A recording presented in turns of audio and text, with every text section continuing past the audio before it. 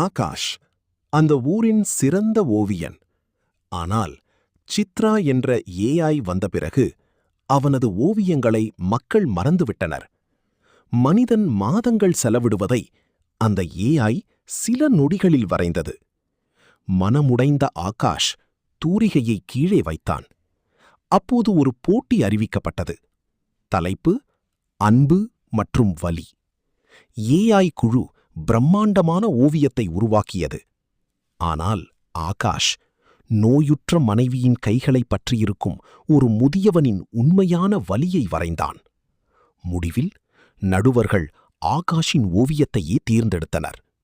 அவர்கள் சொன்னார்கள், ஏஐக்கு திறமை இருக்கலாம், ஆனால் மனித ஆன்மா இல்லை. தொழில்நுட்பம் வளரலாம், ஆனால் உண்மையான உணர்வுகளை ஒருபோதும் மாற்ற முடியாது.